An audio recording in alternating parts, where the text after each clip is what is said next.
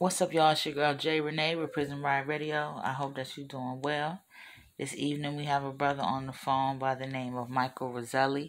He wants to talk to us about some of the things that he got going on. All right, he's got one thing called Michael's Legacy. We're going to talk about that, and he also got something called Zero Violence.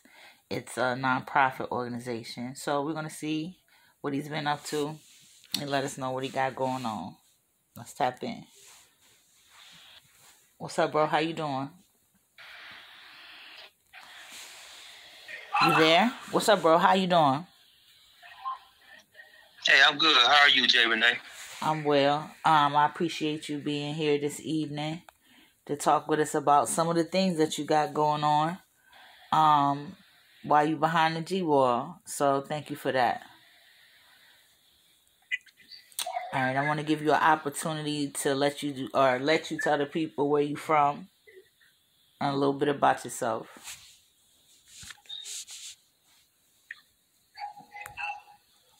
Okay.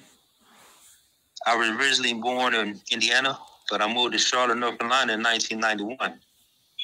9 months after moving there, I was apprehended and incarcerated, and I've been incarcerated ever since, July 5th, 1992, at the age of 22. I'm 54 now. Okay. That's a substantial amount of time behind the G wall. How are you?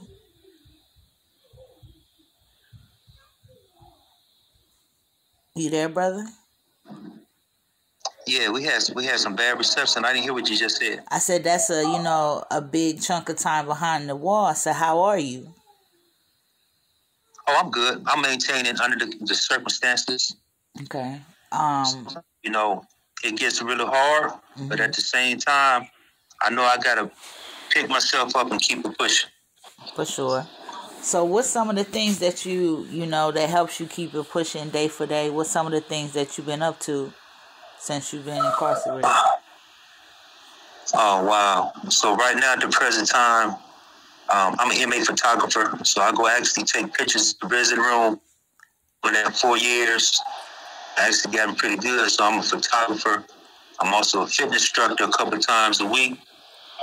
I also facilitate curriculums without staff, and I'm a mentor in the BRAVE program. So I've been doing that for about 3 or 4 years now straight. So I just keep busy. I gotta stay focused. Okay. It bleeped out a little bit. I want to go back and make sure we heard correctly. You said there's some type of curriculum that you do? Yes, ma'am. Tell me a little bit about it. At the present time. Yeah, tell me a little bit about it. Tell us about it. Well, right now, the curriculum that I do that's being implemented in the BRAVE program is called Ready For Redemption R4R. And that's R, the number 4, and R. It stands for redemption, which is a cognitive behavior module.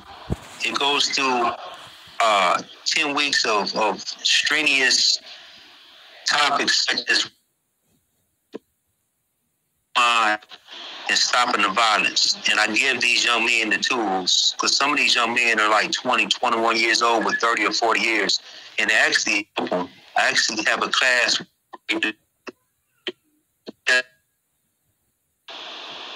Okay, you breaking up a little bit. You said you have a class?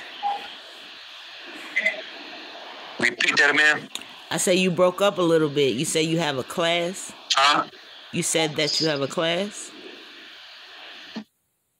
Yes, I do. All right. It broke up when you were explaining what your class was or what it entailed. So can you fill us in? Yeah, the class, the young men get 20 hours of credit, and that's re-entry credit.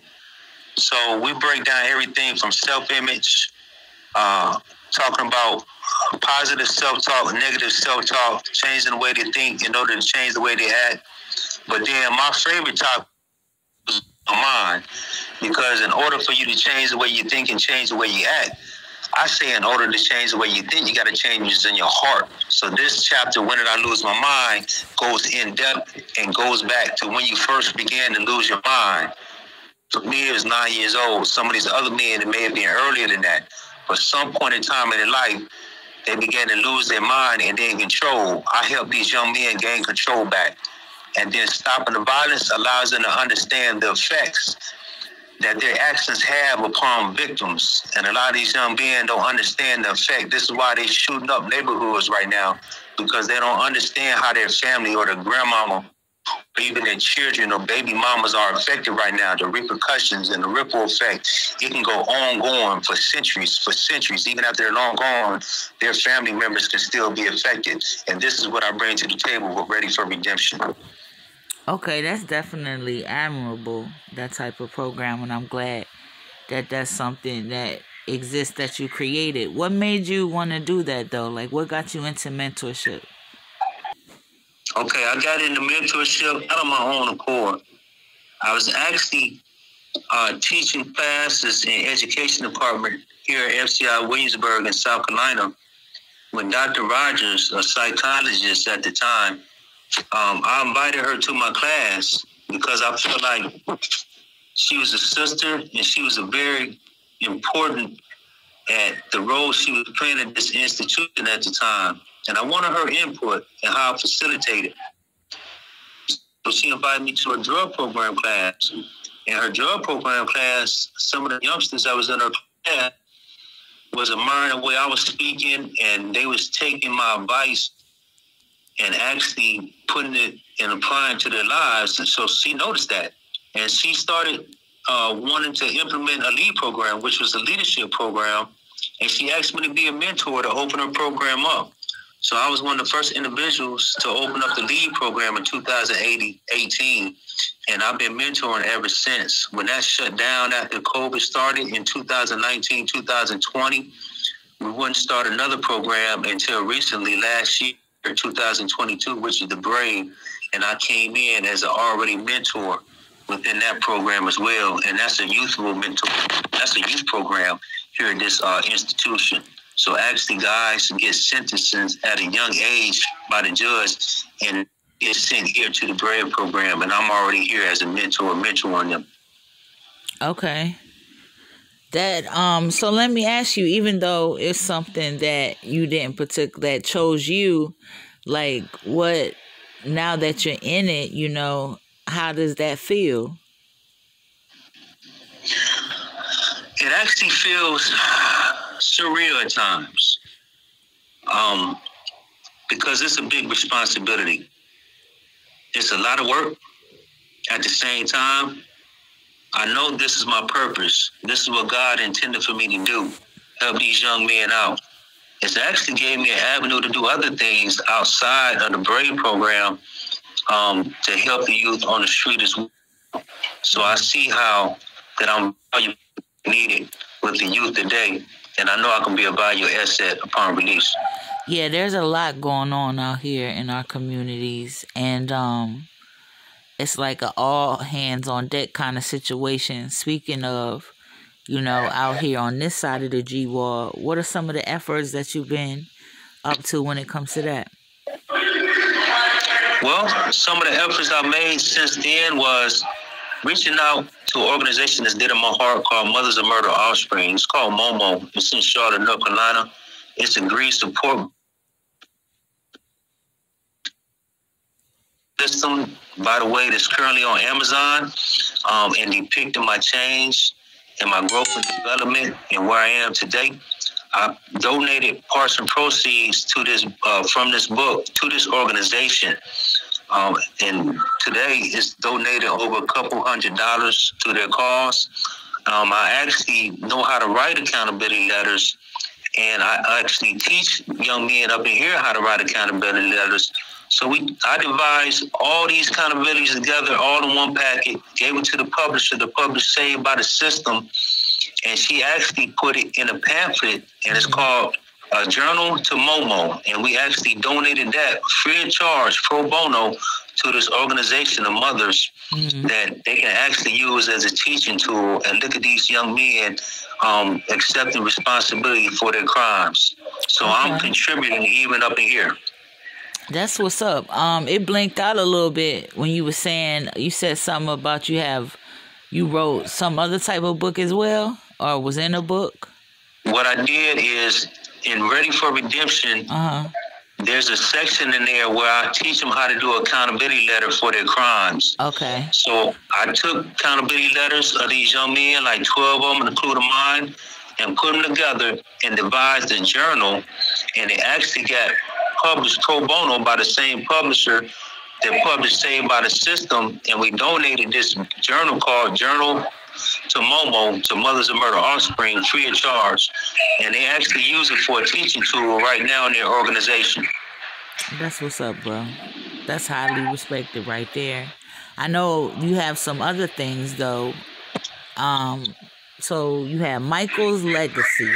Michael's is an acronym, right?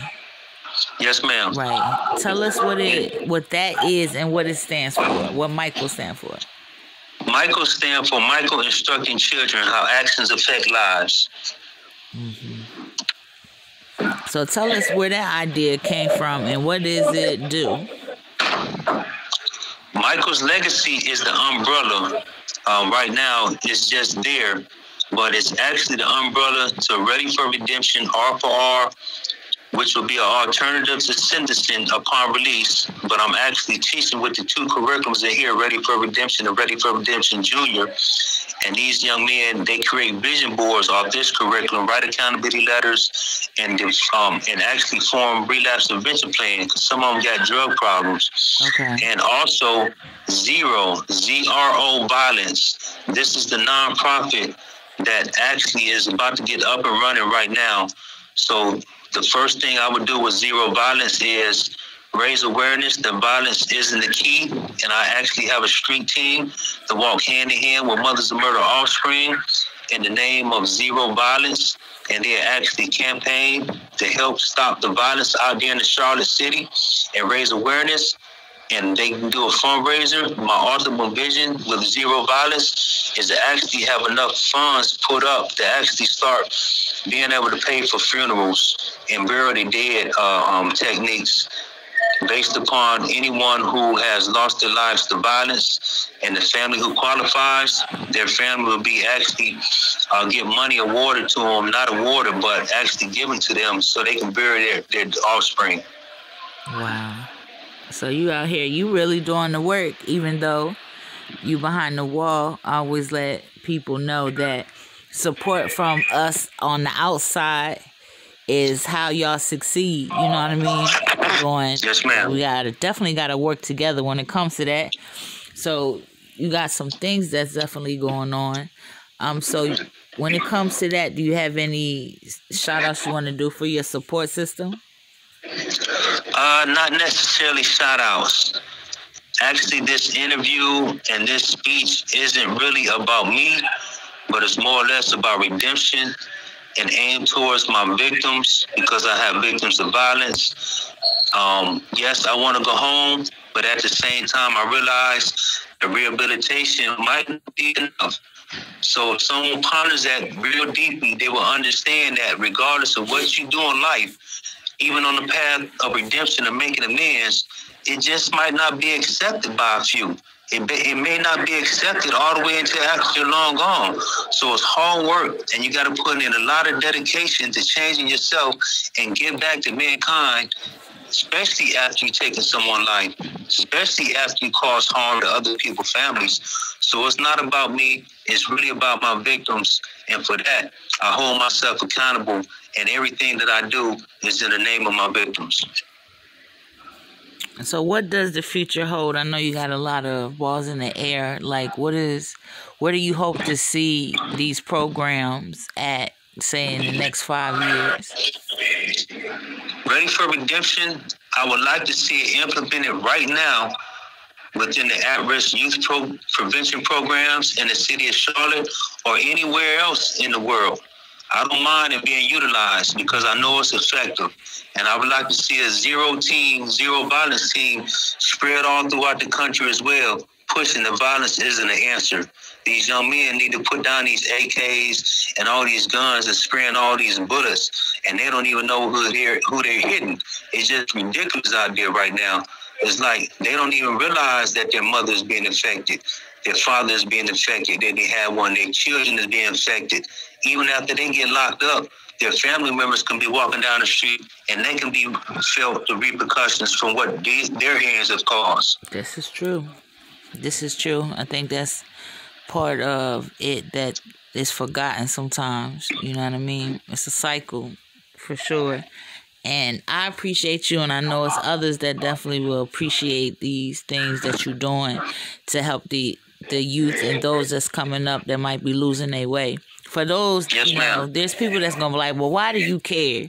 So I'm going to give you an opportunity to let people know why you care and to, you know, just drop some gems on however you feeling or what you want to let us know. I care because I was a youth at one point in time. I had lost my mind at one point in time. Although I gained control, I know what it is to have lost your mind at a young age and not know your purpose in life. I know my purpose now. Young men don't know their purpose now, and I care for them. I finally got empathy. I finally got compassion. I understand what it means to have a little twinkle of passion in your heart or even a care. A lot of us are so cold-hearted, and our black is so tainted and cold. And just like the smoke of lungs, over a period of time, it becomes black if you keep smoking. But if you stop smoking over a period of time, you can replenish your heart and your lungs. It can start being cleansed, just like the heart with good deeds. You can stop doing bad deeds and start doing good deeds. And I feel it in my heart. There's a lot of good young men out there, and they just lost their way. The ego stands in the way. The pride stands in the way. And I'm here for them today. And I just want to say that everybody who's lost their path and lost their mind, it's possible to gain it if you just work hard on yourself. If you work hard on your mind and you work hard on your heart, it's there because we're all human and we're all the same. For sure. Let the people know how to get in contact with you, Ro, if you don't mind them reaching out. Okay, they can contact me on Facebook at Michael Rozelle, Rozelle. I'm also on Instagram at Michael's Legacy 92. And anyone want to send me an email, they can email me at Michael's Legacy 69 at gmail.com. And also, you can start following ZRO Violence on Instagram. It'll be up and running real soon, but the icon is already there. It's already approved and up and running on Instagram.